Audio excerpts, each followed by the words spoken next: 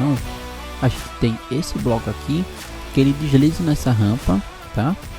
E a rampa, ela tá presa, digamos assim, uma corda aqui, beleza? Que você vai ter tração. E o que é que você quer que aconteça? Você não quer que essa rampa se movimente, tá? Ou seja, de alguma forma, a gente quer saber qual é o módulo dessa tração aqui para que isso aconteça, ou seja, para que essa rampa não se movimente. Considerando aí a posição relativa entre a rampa e o solo, tá bom? Então, como sempre, pessoal, a gente precisa fazer aqui um diagrama de forças.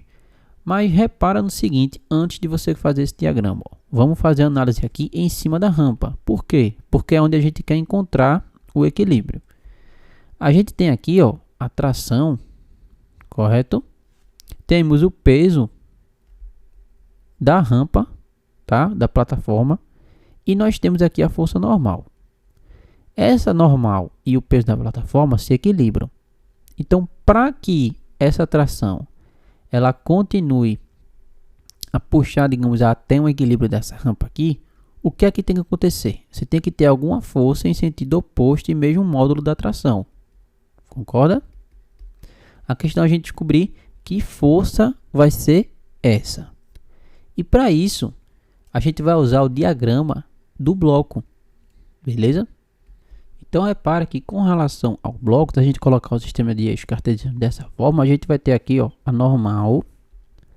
Aqui vamos ter o peso, né, agindo aí no bloco, que eu vou botar PB. E como não tem atrito, né, o que é que vai fazer esse bloco descer, digamos assim, né? Perceba que esse peso do bloco eu posso fazer a componente aqui, ó, na direção X, tá? PBX. E aqui a direção Y. Beleza? Só que vê só, onde aqui, né, a gente tem justamente esse ângulo θ. Aqui eu coloquei esse meu sistema, tá? Só que eu só peguei esse peso de B na componente Y, o peso do bloco da componente Y. E aqui eu peguei aquele diagrama de forças da plataforma. Que força vai ser essa aqui, finalmente, né, que vai equilibrar?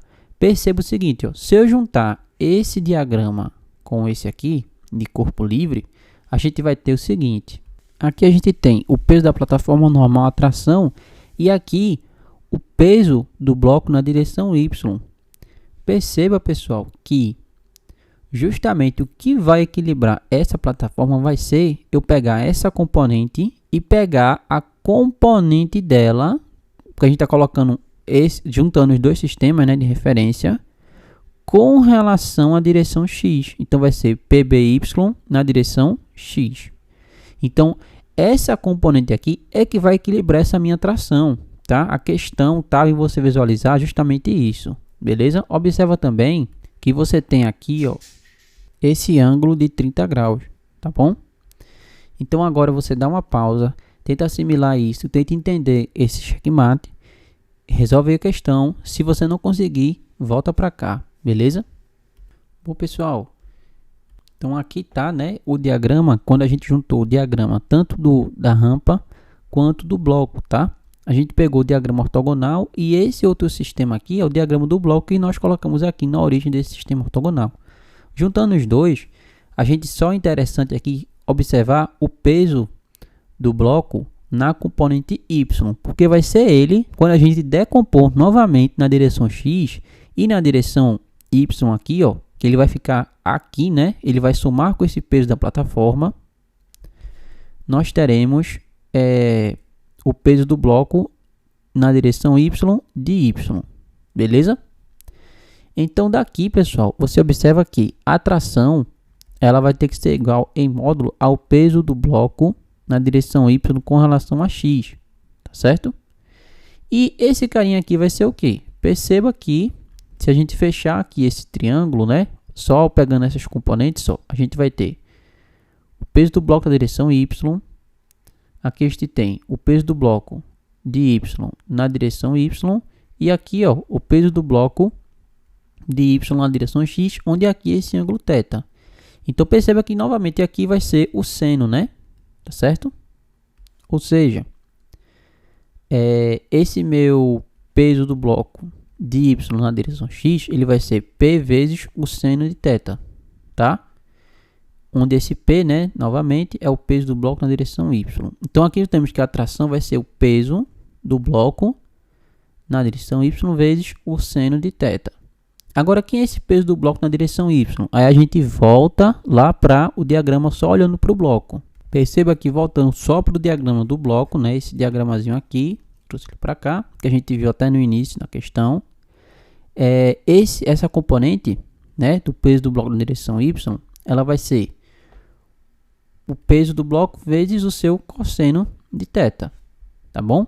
Então, dessa equação aqui, a gente tem que a tração ela vai ser o peso do bloco vezes o cosseno de θ vezes o seno de θ, tá bom?